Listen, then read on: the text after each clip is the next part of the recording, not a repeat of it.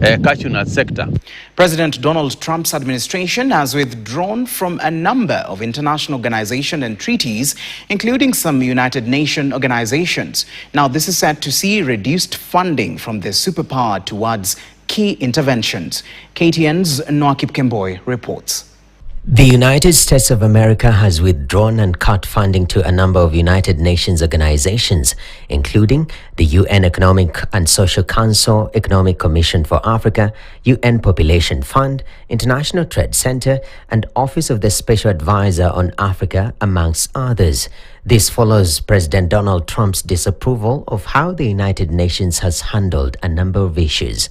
The United Nations is funding an assault on Western countries and their borders. In 2024, the UN budgeted $372 million in cash assistance to support an estimated 624,000 migrants journeying into the United States. Think of that. The UN is supporting people that are illegally coming into the United States, and then we have to get them out. Majority of the international organizations that the Trump administration has withdrawn from are in the renewable energy space, like 24/7 Carbon-Free Energy Compact, UN Energy, Commission for Environmental Cooperation, Intergovernmental Panel on Climate Change, International Energy Forum, International Renewable Energy Agency, and International Solar Alliance. We're getting rid of the falsely named renewables.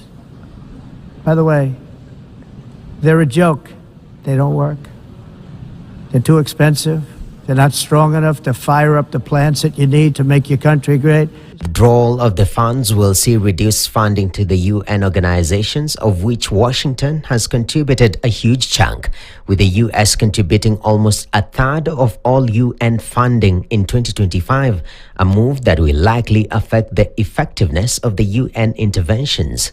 That's why in America I withdrew from the fake Paris Climate Accord, where, by the way, America was paying so much more than every country.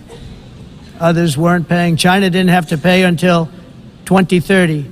Russia was given an old standard that was easy to meet, a 1990 standard. But for the United States, we're supposed to pay like $1 trillion. And I said, this is another scam.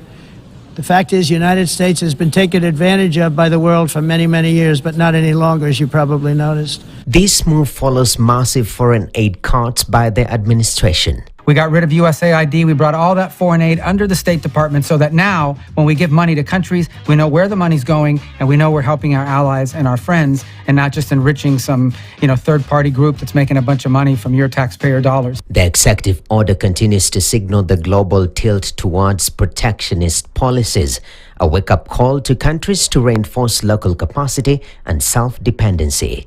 Nwakip Kemboy, KTN. As trade volumes rise across sub-Saharan Africa,